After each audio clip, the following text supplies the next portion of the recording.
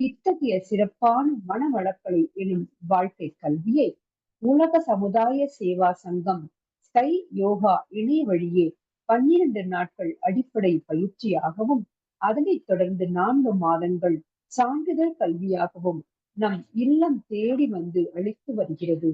இந்த சிறப்பான செய்தியினை நமது உறவுகளிடமும் நட்புகளிடமும் பகிர்ந்து அனைவரும் உடல் நலத்துடன் ஆரோக்கியமாக அமைதியாக வாழ நம்மாலான சிறு உதவியினை செய்வோம். மகரிஷியின் கனவாம் உலக அமைதிக்கு நம்மால் இயன்ற சிறு தொண்டினை செய்து குருவின் கனவினை நனவாக்குவோம். மேலும் விவரங்களுக்கு kundaliniyoga.edu.in இணையதளத்திற்கு செல்லவும். வாழ்க வளமுடன். தவத்தினை தொடர்ந்து அறிவின் விழுப்பு என்ற தலைப்பில் சிந்தனை விருந்து வழங்க பேராசிரியர் அருள்நிதி கோதை கோவிந்தராஜன் அம்மா அவர்களை அன்போடு அழைத்து அமர்கிறோம். வாழ்க வளமுடன் அம்மா. வாழ்க வளமுடன். நன்றி அம்மா. வாழ்க வையகம், வாழ்க வையகம், வாழ்க வளமுடன். குரு வாழ்க, குருவே துணை.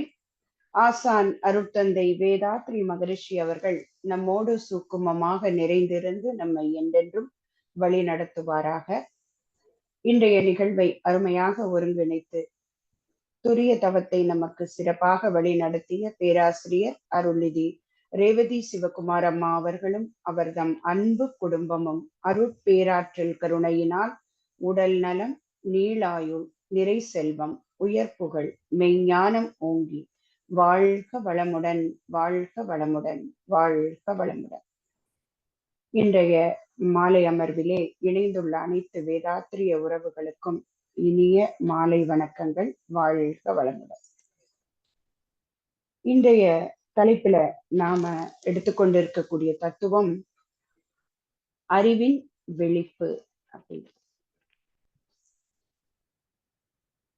நம்முடைய பிளாஷ்பேக் இப்ப ஒவ்வொருத்தருக்கும் அவரவர்களுடைய வாழ்ந்த கதை, பிறந்த கதை அப்படின்னு கேட்டோம்னா வேற வேற சொல்லுவோம் இல்லைங்களா? ஒவ்வொருத்தருக்கும் இங்க பிறந்தோம், இங்க படிச்சோம், இங்க வளர்ந்தோம், எங்க அப்பா அம்மா யாரு, இந்த மாதிரி நிறைய விஷயங்கள் வேறுபடும். ஆனா நம்ம எல்லாருக்குமான ஒரு பொதுவான பிளாஷ்பேக் அப்படின்னு சொல்லி பார்த்தோம்னா நமக்கு வேதாத்திரி மகரிஷி உணர்த்திய அந்த பிரம்ம ஞானம், அதை தெரிஞ்சவங்க, அந்த பிரம்ம ஞான பயிற்சி பெற்றவங்க இருக்கலாம்.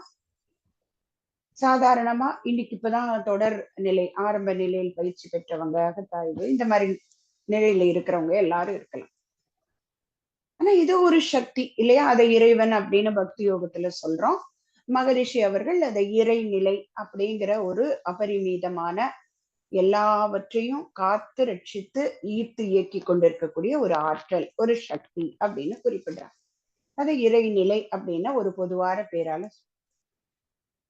நம்ம பார்க்கக்கூடிய எல்லாவற்றுக்கும் இடையே ஒரு சக்தி இருக்கு என்ற உண்மை எவரும் ஏற்பர் அப்படின்னு மகரிஷி சொல்லுவார் ஒரு பாடல்.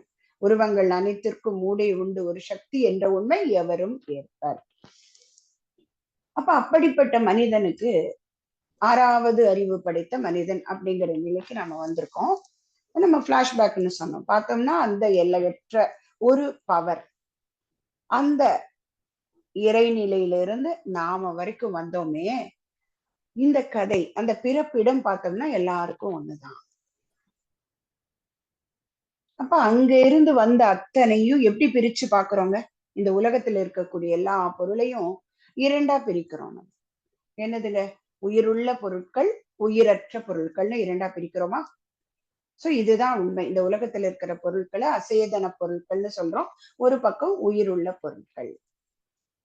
ஆனா எங்கேயாவது அறிவுள்ளவை, அறிவு இல்லாதவை அப்படின்னு நம்ம சொல்லியிருக்கோமா? ஒருத்தருக்கு ஒருத்தர் நம்ம கேட்டுக்கிறோங்க. மகரிஷி கூட அது நகைச்சுவையா சொல்லுவாங்க. அறிவு இருக்கா அப்படின்னு ஒருத்தர் கேட்டா வருத்தப்படுவாது, நமக்கு கோபம் வரும் தானே சாதாரணமா. உனக்கு அறிவு இருக்கா அப்படின்னு கேட்டா சாதாரணமா கோபம் வரும். ஆனா மகரிஷி ஆராய்ச்சிக்கு எடுத்துக்க சொல்றாங்க. இப்போ நம்ம வீட்டுல ஒரு பொருள் இல்ல, அப்ப வாங்க போறோம் அப்படின்னா கடையில என்ன கேட்போங்க? அந்த பொருள் இருக்கா அப்படின்னு தானே கேட்போம். எனக்கு வேணும், அந்த பொருள் உங்ககிட்ட இருக்கா? அப்ப அப்படி எடுத்துக்கோங்க அப்படின்னு மகரிஷி நகைச்சுவையா சொல்லுவாங்க. அறிவு இருக்கா அப்படின்னு கேட்டா நம்ம கிட்ட இருக்கு, அதான் அவங்க கேக்குறாங்க. அப்ப எல்லாவற்றுக்குள்ளேயும் அறிவு இருக்கு இல்லைங்களா? அதை ஒத்துக்கிறோமா? எப்படி இருக்கு? அதாவது மகரிஷி தான் அறிவுங்கிறதுக்கான ஒரு அருமையான டெஃபினிஷன் கொடுத்தாங்க. அது அறிவுனா கான்சியஸ்னஸ் அப்படின்னு நம்ம ஆங்கிலத்துல சொல்லிடுவோம். ஒவ்வொரு மொழியிலையும் அதற்கான பேர் வேறுபடும். ஆனா அறிவுங்கிறதுக்கான டெஃபினிஷன் மகரிஷி என்ன சொல்றாங்க? The order of function in everything and everywhere is called consciousness. எல்லாவற்றுக்குள்ளும் இருந்து இயக்கமாக இருப்பது, எல்லா இடத்திலும் இயக்கமாக இருப்பது, அதுதான் அறிவு அப்படின்னு சொல்றாங்க. அப்போ இந்த அசேதன பொருள்கள்னு சொல்றோமே, அதுக்குள்ளேயும் அறிவு இருக்கா? நமக்கு ஒரு கேள்வி இருக்கு இல்லைங்களா? உயிர் இல்லாதவைன்னு சொல்றோமே, அதுக்குள்ளேயும் அறிவு இருக்கா? இங்கதான் குரு நமக்கு விளக்குறாங்க. நாம 6வது அறிவு படிச்சவங்க, அதை படிச்சிருக்கோம். அடுத்தது நம்மளோட பின்னாடி நம்ம எங்கிருந்து வந்தோம் அப்படிங்கிறதுக்கு நிறைய ஆராய்ச்சி செய்து ஓரறிவு தாவரத்திலிருந்து 2 அறிவு புழுக்கள், 3 அறிவு ஊர்வன, பரப்பன, நடப்பனன்னு எல்லாம் 6வது அறிவு படித்த நாம வந்துட்டோம். டார்வின்னு சொன்னாரு, குரங்கிலிருந்து வந்தவன் மனிதன் அப்படிங்கிற. அப்ப 6வது அறிவு படைத்த மனிதனுக்கு அந்த ஓரறிவுல இருந்து நம்ம வந்திருக்கிறோம்னு தெரியும்.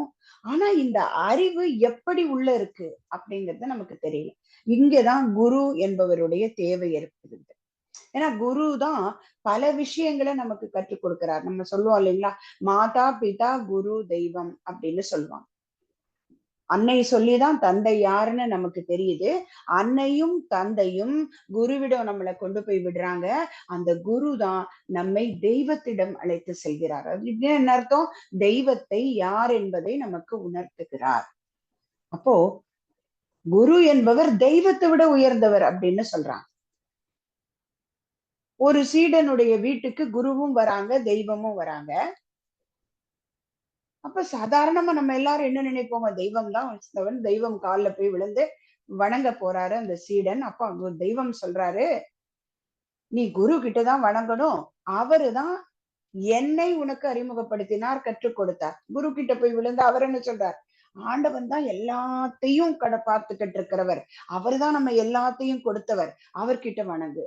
சீடனுக்கு கன்ஃபியூஷன் வந்து, இது என்ன இவர்கிட்ட போனா அங்க விளங்க சொல்றாங்க? அப்போ கடவுள் சொல்வதாக ஒரு பத்திர படிச்சோம். நீ குழம்பி போயிருக்க. ஆனா ஒரு விஷயம் சொல்றேன் நான். இப்ப என்னுடைய வேலை என்னன்னா, நீ என்ன செயல் செய்தையோ அதற்கு சரியான விளைவை கொடுக்கறது மட்டும்தான் என்னோட வேலை. நீ நல்லது செய்திருந்தா ஆட்டோமேட்டிக்கா நான் நல்லதை கொடுப்பேன். தப்பு செய்திருந்தா கண்டிப்பா நான் உனக்கு தண்டனை தான் கொடுப்பேன். அப்ப நீ செய்யக்கூடிய செயலுக்கு அதற்கு ஏற்ற விளைவை கொடுக்கறது மட்டும்தான் என் வேலை. உன்னை எனக்கு பிடிச்சிருந்தாலும், நீ என்னை எவ்வளவு வேண்டினாலும், உனக்கு தப்பு செய்ததுக்கு மாறா நல்லதை என்னால கொடுக்கவே முடியாது. சோ அது என்னோட கேட்டகரியில இல்ல. ஆனால் குரு என்பவர் எப்படிப்பட்டவர் அப்படின்னா, நீ தப்பு செய்து பாவத்தை வச்சிருந்தாலும் அவர் உனக்கான வழியை சொல்லி கொடுத்து நல்ல வழியில கொண்டு போய் உனக்கு நல்ல செயல்களை பதிலாக கிடைப்பதற்கு உதவுவார். இதை என்னால செய்ய முடியாது. அப்ப யார் உயர்ந்தவர் அப்படின்னு கேட்கிறார். அந்த மாதிரி நம்மிடம் உள்ள பதிவுகளை மாற்றி நம்மளை நல்வழிப்படுத்துறதுக்கு குருவினுடைய தேவை கட்டாயம் ஒவ்வொரு மனிதனுக்கும் உண்டு. அப்ப நம்மள மாதிரி ஒரு சீடன் கேட்கிறார், ஏன் குரு இருந்தாதான் நம்மளை வழிகாட்ட முடியுமா? நாம கத்துக்கிட்டு வர முடியாதா? இன்னைக்கு நம்ம பாக்குறோம் இல்லைங்களா, தவம், எக்ஸசைஸ் அத்தனையும் இன்னைக்கு நம்ம நினைச்சோம்னா கூகுள்ல போட்டு பாக்குறோம், பார்த்தா செஞ்சிடுவோம். அப்ப எதுக்கு குரு அப்படின்னு நமக்குள்ள ஒரு கேள்வி சாதாரண மனிதனுக்கு வருது. அப்ப அதற்கு ஒரு மகான் சொல்றாரு பதிலாக, ஒரு வாளியில தண்ணி கொண்டு வா அப்படிங்கிறாரு. அந்த பையனும் அந்த சீடனும் கொண்டு வரான். கொண்டு வந்த உடனே அந்த வாளியில முன்னாடி வச்ச உடனே அவன் கையில ஒரு இரும்பு துண்டை கொடுத்து இத வாளியில போடுனாரு. போட்ட உடனே என்ன நடக்குங்க? இரும்பு துண்டு நீர்ல மூழ்கிடுச்சு. அப்ப அதை எடுத்துரு அப்படின்னாரு. அவன் எடுத்ததும் இவர் என்ன பண்ணாரு? பக்கத்துல இருந்த ஒரு மர பலகைய அந்த தண்ணி மேல போட்டாரு. இப்ப என்ன ஆகுங்க? மர பலகை தண்ணி மேல மிதங்கும். அப்படி மிதக்கும் போது அது மேல அந்த இரும்பு துண்டை வைக்க சொன்னார். இப்ப என்ன ஆச்சு? மரத்துண்டு மேல இருந்த இரும்பு துண்டு அழகாக மிதந்து கொண்டிருந்தது. அப்ப பக்தனை பார்த்து சொல்றாரு அந்த மகான், இந்த வாளி நீர் தான் உன்னுடைய பிறப்புக்கும் இறப்புக்கும் இடையே இருக்கக்கூடிய வாழ்க்கை. அதை கடக்க விரும்புபவர்கள் தானாக முயற்சி செய்தோம்னா மூழ்கி போயிடுவோம் தண்ணிக்குள்ள. அப்ப நல்ல ஒரு குருவினுடைய அருளும் வழிகாட்டுதலும் இந்த மரப்பலகை மாறி, அந்த மரப்பலகை மாறி குருவானவர் நம்மை தூக்கி செல்கிறார். அப்ப எவ்வளவு புரிதல் பாருங்களேன். இப்ப இன்னைக்கு நம்ம அறிவுடையவர்கள்னு சொல்றோம், ஓரறிவுல இருந்து வந்தவங்கன்னு சொல்றோம். ஆனால் இந்த அறிவை நமக்கு எப்போதும் அவேர்னஸோட வச்சுக்கிறதுக்கான விஷயத்த மகரிஷி தான் சொல்லி கொடுக்குறாங்க இல்லையா? இப்ப நம்ம முதல்ல சொன்னோம் அசேதன பொருட்கள், அதற்குள்ள அறிவு இருக்கா? இருக்கு. எவ்வளவு அழகா விளக்குறாங்க பாருங்க மகரிஷி.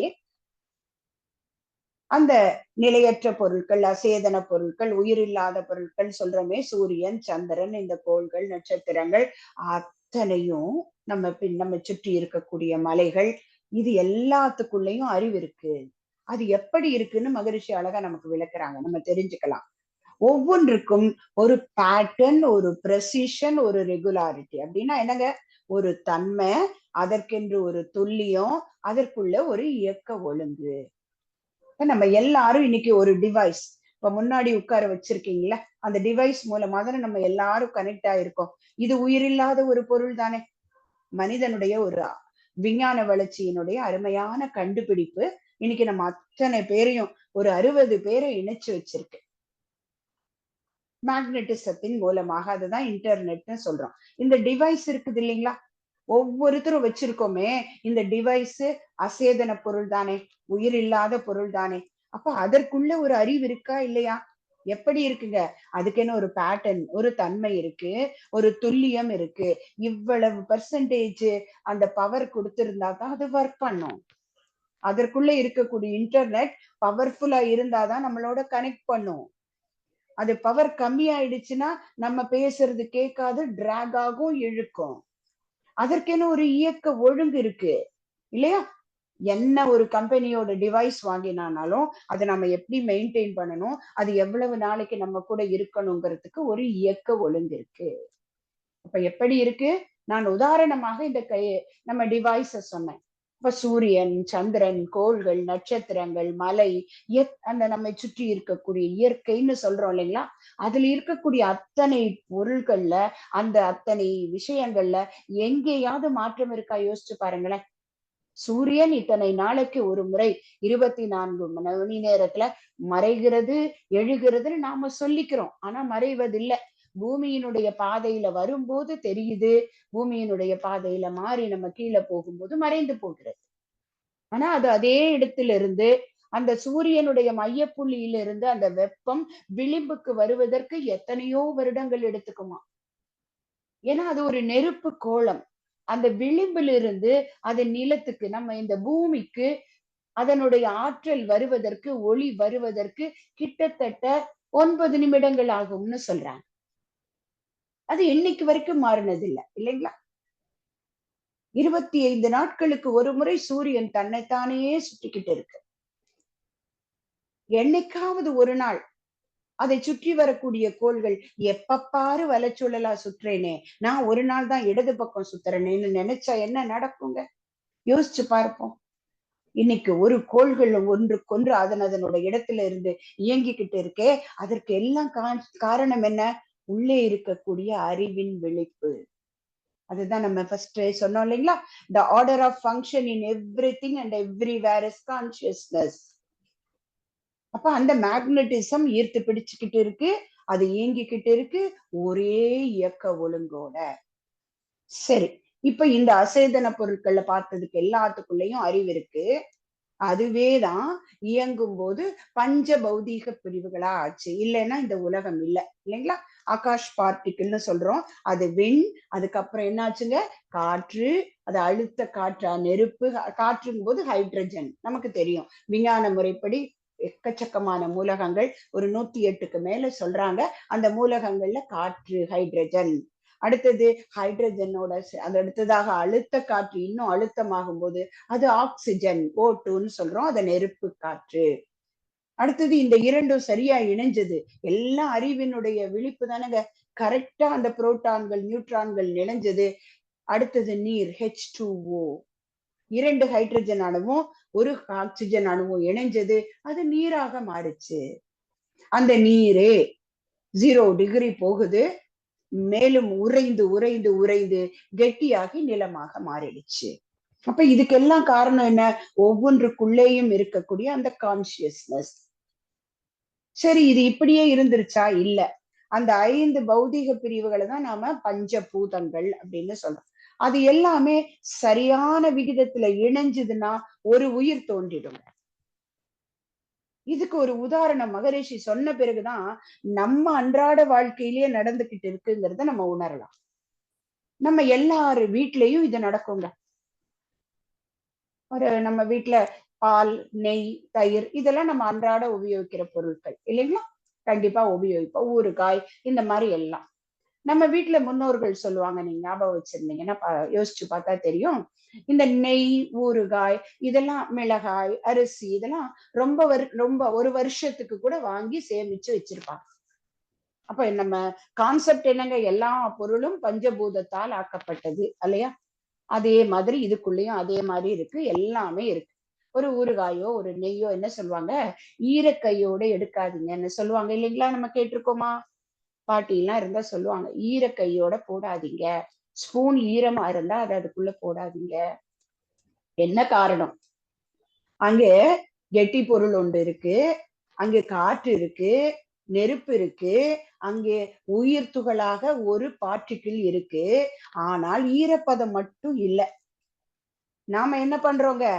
ஈரக்கைய வச்சு எடுத்துட்டோம் அப்படின்னா அங்கே அந்த 5 பௌதிக பிரிவுகள் சேர்ந்ததுன்னா அதுவே கொஞ்ச நாள் பொறுத்து மூடிய திறந்த உடனே மேல அப்படியே ஒயிட் லேயரா படிஞ்சிருக்கும். பார்த்திருக்கோம் இல்லைங்களா? அது என்ன சொல்லுவாங்க? ஃபங்கஸ் அப்படின்னு சொல்லுவோம். அங்கே ஓரறிவு உயிர் தோன்றிவிட்டது. அமீபா ஒரு செல் உயிரினம் நம்ம எல்லாரும் படிச்சிருக்கோம். அது நீர்ல தான் தோன்றுச்சு. அதுவே நம்ம வீட்டிலேயே தோன்றிடுங்க. சரி, இன்னும் கொஞ்ச நாள் விட்டுட்டோம், என்ன நடக்குங்க? அதுல இருந்து புழுக்கள் வருமா? கண்டிப்பா வரும். அப்ப அங்க என்ன ஆச்சுங்க? ஓரறிவு 2 அறிவாக மாறிடுச்சு. அடுத்தது புழுவாக இருந்தது, அங்கேயே இருக்கும். அங்கே அந்த பஞ்ச பௌதீக பிரிவுகளால சேர்ந்து தனக்குள்ள ஒரு கூட்டை கட்டிக்கிட்டு அந்த கூட்டுக்குள்ள தவம் இருந்து ஒரு ஸ்டேஜுக்கு அப்புறம் உடைச்சுக்கிட்டு வெளியே வரும். எப்படிங்க? சின்ன சின்ன பூச்சியாக, பறவையாக. நம்ம பார்த்திருக்கோமா இல்லைங்களா? ஊருக்கு போயிட்டு வந்து மிளகா டப்பாவை திறந்த உடனே அப்படியே படப்படப்படான்னு பறந்து வரும். அப்ப நம்ம மைண்ட் எப்படி இருந்ததுங்க? சை, பொருள் எல்லாம் வீணா போச்சு, இதை எப்படியாவது வெயில்ல போட்டு சரி பண்ணணும்னு தான் இருந்தது. ஆனா இன்னைக்கு மகரிஷிங்கிற அந்த அந்த மாபெரும் குருவுடைய விளக்கம் கேட்டு விட்டு உடனே தோணுது, இதுதானே நாம வந்த கதை. 5 பௌதிக பிரிவுகள் சேர்ந்தது, எல்லாம் சேர்ந்து ஒரு உயிராயிடுச்சு. அப்ப இந்த அறிவின் விழிப்பு தெரிஞ்ச விட்டு ஒவ்வொரு நிகழ்ச்சியும் பார்க்க தோணுது இல்லைங்களா? சரி, இப்ப நம்ம என்ன சொன்னோங்க? அசேதன பொருட்கள்ல தன்மை, துல்லியம், இயக்க ஒழுங்குனா இப்ப ஓரறிவுல இருந்து பார்த்தோமே, அந்த ஃபங்கஸ், அடுத்தது புழு, அடுத்தது அது பூச்சியா வந்தது, அதுக்கப்புறம் பறவை இனங்கள் வந்தது, அடுத்தது 4 கால்ல நடக்கக்கூடிய விலங்கினங்கள் வந்தது, அடுத்தது 2 கால்ல நடக்கக்கூடிய மனிதன் வந்துட்டோம். அப்ப அந்த 5 அறிவு வரை 1, 2, 3, 4, 5 ஒவ்வொரு அறிவையும் அதற்கென இருக்கக்கூடிய உணர்வுகளின் அடிப்படையில தான் சொல்றோம். ஓரறிவு தாவரத்துக்கு தொடு உணர்ச்சி மட்டும் உண்டு. கூடவே 2வது அறிவு புழுவுக்கு என்ன இருக்குங்க? சுவை உணர்ச்சி, உடனே வாய் வந்துடுச்சு. 3வது அறிவாக பார்க்கக்கூடியவங்களுக்கு எல்லாத்துக்கும் சத்தம் கேட்டது, அதுக்கு அதாவது கண்கள் வந்தது, அது பறந்து ஒரு இடத்துல இருந்து ஒரு இடத்துக்கு போறதுக்கு. அடுத்தது 4வது அறிவுக்கு காதுகள் வந்தது. ஏன்னா பாம்பு செவின்னு சொல்லுவோம், ஆனா பாம்புக்கு காது கிடையாது, அதோட கண்ணே காதா வேலை செய்யும். அடுத்தது 4வது அறிவு, 5வது அறிவுன்னு அத்தனையும் அந்த எல்லா புலன்களும் வந்துடுச்சு. அப்ப இதுக்குள்ள அறிவு எப்படி வேலை செய்யுது? அதுக்குள்ள அதே மாதிரி ஒரு பேட்டர்ன், ப்ரெசிஷன், ரெகுலாரிட்டி இருக்குது. கூடவே அதற்கு உணர்வு வந்துடுச்சு இல்லைங்களா? காக்கை குருவி எங்கள் ஜாதின்னு சொன்னான் பாரதி.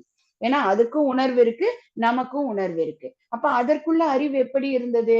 உணர்தல், துய்த்தல், பிரித்துணர்தல். எப்படிங்க உணர்தல் அப்படின்னா என்னது? நாம சாப்பிடுறோம், பசி வருது, அதுக்கு பசி எடுத்தா சாப்பாடு வேணும், அது தேடுது, நாம பாலோ ஏதோ சாப்பாடு நாய்க்கு போடுறோம், சாப்பிடுது. தூய்க்குது. உடனே அதோட இன்பம் கிடைச்சது அதுக்கு, அதோட எக்ஸ்பீரியன்ஸ் அதுக்கு ஒரு இன்பமா கிடைக்குது. பிரித்து உணர்தல் இல்லைங்களா? பிரித்து உணரும் அது. இப்போ ஒரு புலி பார்த்தோம்னா, இறந்து போனத தொடாது அப்படிங்கிற மாதிரி எல்லாம் நம்ம பார்த்திருக்கோம். ஒரு சில விலங்குகளுக்கு ஒரு சில குணங்கள் உண்டு. அது கண்டுபிடிச்சிரும் அப்படின்னு சொல்லுவாங்க. சோ அந்த பிரித்து உணரக்கூடிய பண்பு அதற்கு இருக்கு. அப்போ இந்த 6 குணங்களாக ஓரறிவிலிருந்து 5 அறிவு வரை இருக்கு. பேட்டர்ன், பிரிசிஷன், ரெகுலாரிட்டியோட, தன்மை, துல்லியம், இயக்க ஒழுங்கோட, உணர்தல், துய்த்தல், பிரித்துணர்தல். சரி, இப்ப 6வது அறிவு படித்த மனிதனா வந்துட்டோம். அறிவினுடைய உச்ச நிலை. அவனுக்கு என்ன கூட இருக்கு அப்படின்னு சொல்லி பார்த்தா, அது 6வது அறிவுன்னு சொல்றோம் இல்லைங்களா? அத என்ன சொல்றாங்க? தன்னை அறிதல். இப்போ ஒரு நாய்க்கோ, ஒரு பூனைக்கோ, ஒரு சிங்கத்துக்கோ, யானைக்கோ தனக்குள்ள இப்படி எல்லாம் அறிவு இருக்குதுன்னு நாம போய் எவ்வளவு மொழியில பேசினாலும் புரியாது இல்லைங்களா? அதற்கு இந்த அளவுலதான் அறிவு இருக்கு. சோ அதற்கு உணர்தல் இருந்தாலும் தன்னை அறியக்கூடிய அந்த 6வது அறிவு நிலை இல்ல. அந்த மனம் என்கின்ற நிலையை கொடுத்து மனிதனிடம் மட்டும் 6வது அறிவு படைத்த மனிதனிடம் அந்த குணத்தை கொடுத்துச்சு இறைநிலை. அதற்கு மகரிஷி அழகா சொல்லுவாங்க, இறைநிலை மனிதனை ஏன் தோற்றுவித்துதான் தன்னுடைய பெருமையை உணர்வதற்காக, தன்னை ரசிப்பதற்காக இறைவனே எடுத்த உருவம் தான் மனிதன். அதனால்தான் என்ன சொல்றாங்க? தெய்வம் மனுஷ ரூபேண அப்படின்னு சொல்றாங்க. அப்ப ஒவ்வொருவருக்குள்ளயும் இப்ப இத்தனை பார்த்தோமே, அந்த ரா மெட்டீரியலினுடைய குணம் இந்த எல்லா உறுப்புகளுக்குள்ள, இந்த எல்லா அறிவு படைத்தவருக்குள்ளயும் இருக்குங்க. நாம பார்த்திருக்கோம். ஒரு தென்னம்பிள்ளைன்னு சொல்லுவோம் அத. தென்னை மரத்தினுடைய மட்டை எங்கேயும் யார் மேலயும் விழாதாங்க. அவங்க உட்கார்ந்து இருக்கும் போது விழாது. அவங்க எந்திரிச்ச உடனே விழுமா. உடனே இவங்க என்ன நினைச்சுப்பாங்க? நான் தப்பிச்சிட்டேன்பா, என் மேல விழல. ஆனா உண்மையில் அதற்குள்ளே அந்த இறைவனுடைய தன்மை இருக்கு. எந்த மிருகமும் இன்னொரு மிருகத்தை வேணும்னு போய் அடிச்சு கொள்ளாது. தனக்கு பசிக்கும் போது அதுக்கு உணவு உற்பத்தி செய்ய தெரியாது. அதனால போய் அடிக்கும், கொல்லும், அவ்வளவுதான். அந்த இனத்தின் மேல் பகை கிடையாது. வயிறு நிரம்பிடுச்சுன்னா ஒரு சிங்கம் பக்கத்திலேயே மான் போனாலும் அது கொஞ்சம் கூட சட்டை பண்ணாது. அப்போ இந்த அத்தனை உணர்வுகளையும் கடந்து 6வது அறிவு படித்த மனிதனிடம் எல்லா உணர்வுகளும் இருக்கு, எல்லா உணர்ச்சிகளும் இருக்கு. அதுல இருந்து தாண்டி வரக்கூடிய அறிவையும் கொடுத்து விட்டுடுச்சு இறைநிலை. நீயே கத்துக்கோ அப்படின்னு. அப்ப அதை கத்துக் கொடுப்பதற்கு ஒருவர் தேவை. அவர் குருவாக வருகிறார். இந்த 6வது அறிவினுடைய பெருமையை உணர்த்துவதற்கு மகரிஷி நமக்கு வருகிறார். அப்ப தன்னை அறிந்து இன்பமுற தந்திரம் நீ சொல்லு வெண்ணிலாவேன்னு பாடினாங்க. அப்ப அந்த தந்திரம் தான் மகரிஷி கொடுத்திருக்கக்கூடிய பயிற்சிகள். அந்த பயிற்சி நமக்கு என்ன கொடுக்குது? இந்த 6வது அறிவு படைத்த மனிதனா நம்மளை பிறப்பிச்சிருக்கே, இந்த பிறவியின் நோக்கம் என்ன? ஒரு பாடல்ல மகிழ்ச்சி சொல்றாங்க, இது வரைக்கும் வந்த அத்தனை பாரம்பரியத்துல வந்த அத்தனையும் நமக்குள்ள இருக்கு. விலங்குகளுக்கு இருந்து குணம் இருக்கு. முதல் மனிதன் அப்படியே வந்து தாத்தா, பாட்டி, அப்பா, அம்மா அத்தனை பேருடைய விஷயங்களும் நமக்குள்ளே இருக்கு இல்லைங்களா? அப்போ அது எல்லாத்தையும் கடந்து நாம அந்த மூலத்தோட சேரணும்னா என்ன பண்ணணும்? சுவாமிஜியோட ஒரு 8 வரி கவிதை, அதை சொல்லி நான் நிறைவு பண்ணிக்கிறேன். மனித உயர் பிறவியதன் மதிப்பு உணர வேண்டும். அதுக்கு என்ன பண்ணணும்? மனம், உயிர், மெய் மூன்றான மறைந்திருக்கும் ஆற்றல்களை நாம உணர வேண்டும். மறைந்திருக்கும் உட்பதிவா பல வினைகள் தம்மை மனிதனே மாற்றி மன தூய்மை விரன் தூய்மை பெற்று பரத்துறைந்து மனிதனவன் உயர் மனிதனாக வாழச் செய்யும் மனவள கலை இதனை பரப்பி நலம் காண்போம் அப்படின்னு ஒரு இடத்துல சொல்றாங்க. அப்ப நம்ம என்ன பண்ணணும்? வந்துட்டோம். இந்த அறிவு அந்த பேரறிவோட மெர்ஜ் ஆகணும்னா என்னிடம் உள்ள பதிவுகளை போக்கிக் கொள்ள வேண்டும். வெயிட் குறைய குறைய அந்த யுனிவர்சல் பவரோட இணைய முடியும். பிராக்ஷனா இருக்கிற வரைக்கும் டிமாண்ட் பண்ணுவோம். டோட்டாலிட்டி ஆயிட்டோம்னா சப்ளை பண்ணுவோம் இல்லையா? Totality supplies, fraction demands. அப்ப நம்ம பிராக்ஷனா இருக்கலாமா? கண்டிப்பா இல்ல. மகரிஷியோட பயிற்சிகளை தினந்தோறும் செய்வோம். அறிவு எப்போதும் அவேர்னஸோட இருக்கட்டும். அந்த அவேர்னஸ கொடுக்கக்கூடிய பயிற்சிகள் நம்மளை எப்படி வாழ செய்யும்? இறை உணர்வும் அறநெறியும். அதற்கு எடுத்துக்காட்டு 2 ஒழுக்க பண்பாடு. அதன்படி வாழ்வோம். நாமும் 6வது அறிவின் பெருமையை உணர்ந்து மனித உயிர் பிறவியின் மதிப்பை உணருவோம் என்று கூறி அருமையான வாய்ப்பளித்த அன்புள்ளங்களுக்கு நன்றி பாராட்டி அமைகிறேன். நன்றி. வாழ்க வளம். வாழ்க வளமுடன். மிகவும் மிகவும் சிறப்பு. சொன்ன வார்த்தைகளே இல்லை, இவ்வளவு அற்புதமா இருந்தது. ரொம்ப அழகான உதாரணங்கள், அந்த கோர்வையான ஒரு தொகுப்பு. நாங்க எல்லாருமே ரொம்ப புண்ணியம் பண்ணியிருக்கோம். இந்த மாதிரி ஸ்பீச் எல்லாம் ஒவ்வொரு தினமுமே ஒவ்வொரு ஆசிரியர்களுமே அவரவர்கள் அனுபவங்களோட சிறப்பான சிந்தனை கொடுத்துருவது ரொம்ப மகிழ்ச்சி. எல்லாருக்கும் இந்த சார்பில் நன்றி தெரிவிக்கின்ற சிறப்பான சிந்தனை வழங்கிய நமது அன்பிற்கும் மதிப்பிற்கும் உரிய பேராசிரியர் அருள்நிதி கோதை கோவிந்தராஜன் அம்மா அவர்களும் அவர்தம் அன்பு குடும்பமும் அருட்பேராற்றல் கருணையினால் உடல் நலம், நீளாயுள், நிறை செல்வம், உயர் புகழ், மெய்ஞானம் ஓங்கி வாழ்க வளமுடன். ஸ்கை ஆன்லைன் மெடிடேஷன் தினசரி நிகழ்வுகள் பற்றிய அறிவிப்புகள். காலை 5 மணிக்கு மகரிஷியின் பாடல்கள், தொடர்ந்து காலை 5:30 தவம், 6 மணி முதல் உடற்பயிற்சி வகுப்பு இடம்பெறும். அதை பார்த்து கொண்டே நாம் பயிற்சி செய்யலாம். மாலை 6 மணிக்கு மகரிஷியின் பாடல்கள், மாலை 6:25 மாலை காயக்கல்பம், மாலை 6:30 தவம், மாலை 7 மணிக்கு சிந்தனை, மாலை 7:30க்கு உலகள வாழ்த்தோடு நிறைவு செய்கிறோம். பிரதி சனி மாலை தவத்தினை தொடர்ந்து 7 மணி முதல் 7:30 மணி வரை ஐயம் தெளிதல் நிகழ்வு நடைபெறும். பிரதி ஞாயிறு மாலை 7 மணி முதல் 7:30 மணி வரை சிறப்பு சிந்தனை இடம்பெறும். உலக நல வாழ்த்தோடு இன்றைய அமர்வினை நிறைவு செய்து கொள்வோம். உலகமெல்லாம் பருவமழை ஒத்தபடி பெய்யட்டும். உழவரெல்லாம் தானியத்தை ஒப்புடனே பெருக்கட்டும். பல தொழில்கள் புரிகின்ற பாட்டாளி உயரட்டும்.